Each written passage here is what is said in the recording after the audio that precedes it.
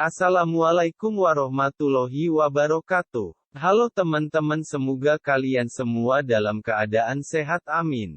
Dan jangan lupa pakai masker dan cuci tangan. Dan juga terus tingkatkan imun tubuh kalian agar terhindar dari penyebaran COVID-19 ini. Dan kali ini saya akan membagikan sejarah tentang Bung Tomo dan Kiai Haji Mas Mansur, yang mana beliau merupakan pejuang kemerdekaan Republik Indonesia. Mari kita simak video berikut ini.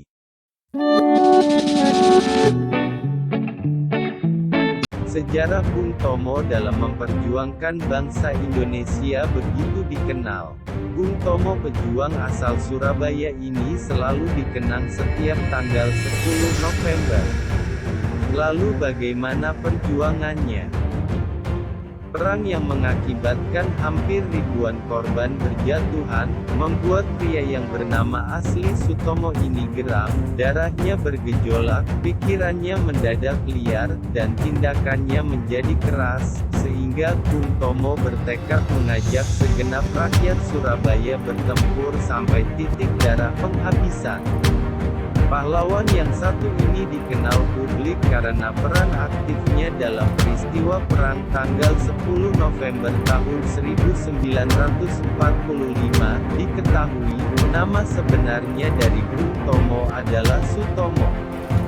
Namun sebutan tersebut kerap digunakan publik untuk membedakan dua sebutan yang sama dengan pendiri organisasi Budi Utama.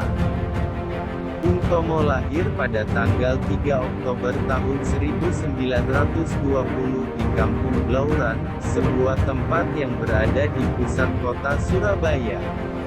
Ayahnya yang bernama Kartawan Ciptowijoyo berasal dari keluarga kelas menengah yang serba berkecukupan.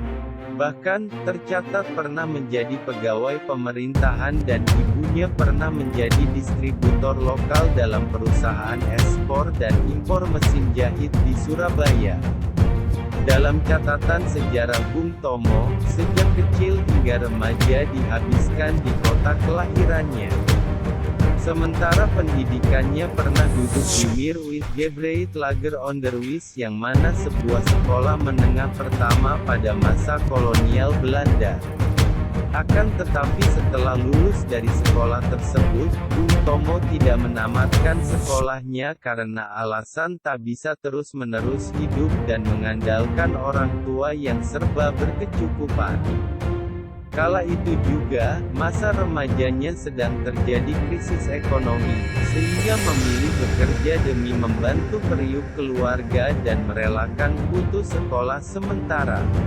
Seusai krisis ekonomi, ia pernah menamatkan sekolahnya di Ogere Burger School, atau setara dengan sekolah menengah atas.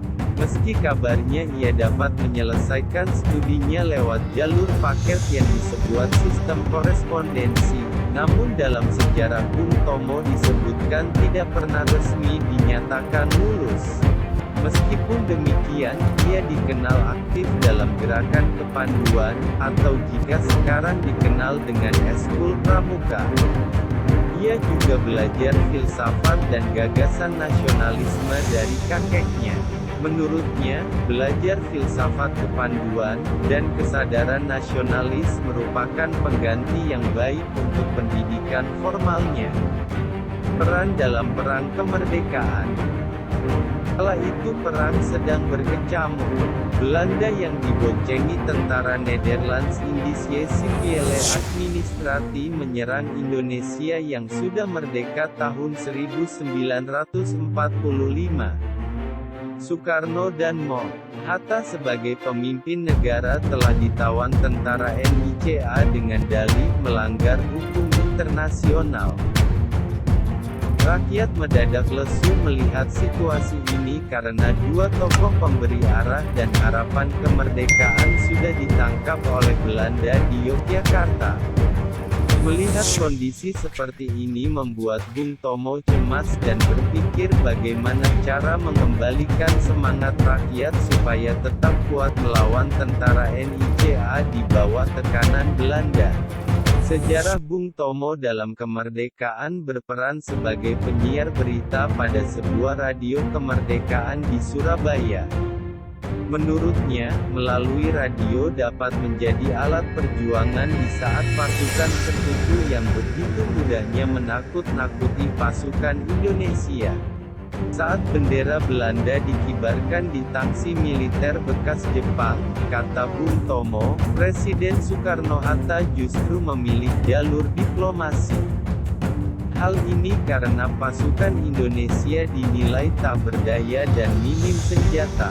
Diketahui, media yang beralamat di Jalan Mawar Surabaya dan memiliki lahan seluas 2000 meter persegi ini bernama Radio Pemberontakan. Insiden berdarah di Hotel Yamato pada tanggal 27 Oktober tahun 1945 adalah salah satu bukti nyata suara-suara pahlawan satu ini di dalam radio mempengaruhi semangat dan kekuatan rakyat Surabaya melawan tentara NICA. Begitu sejarah Bung Tomo yang membuat rakyat pada saat itu berani melawan penjajah tanpa rasa takut, dan sampai saat ini perjuangannya selalu dikenang. Sedangkan Kiai Haji Mas Mansur juga tidak lepas dari dunia politik pergerakan. Memang, sebelum terjun ke Muhammadiyah, dia telah menjalani serangkaian aktivitas untuk memperjuangkan kepentingan umat Islam melalui jalur politik. Pada zaman akhir pemerintah kolonial Belanda, Kiai Haji Mas Mansur merupakan salah satu pencetus Majelis Islam di Indonesia.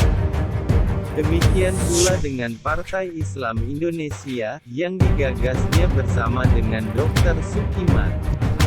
Ketika Jepang menggantikan kekuasaan Belanda atas Nusantara, ketokohan beberapa sosok kaliber nasional dimanfaatkan. Kiai Haji Mas Mansur termasuk di antaranya.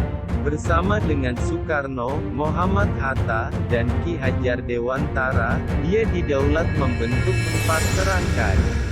Namun di masa itu, akhirnya Kiai Mas Mansur mundur dari 4 serangkai tersebut. Beberapa sumber menyebut hal itu sebagai protesnya terhadap kekejaman Jepang terhadap orang-orang Indonesia. Posisinya di 4 serangkai digantikan oleh Ki Bagus Hadikusumo. Sebagai informasi, meskipun Jepang membentuk 4 serangkai, tokoh-tokoh Indonesia saat itu memandang lembaga itu dari perspektif berbeda. 4 serangkai dan banyak organisasi lainnya dimanfaatkan mereka untuk mempersiapkan kemerdekaan Indonesia kelak. Begitu mundur dari 4 serangkai, Kiai Haji Mas Mansur hendak kembali ke Surabaya. Setelah Indonesia merdeka, saat kemerdekaan Indonesia diproklamasikan pada tanggal 17 Agustus tahun 1945, gelombang semangat meliputi seluruh orang di tanah air. Mulai dari akar rumput hingga pimpinan negara, Kiai Haji Mas Mansur memimpin barisan pemuda yang melawan militer Belanda.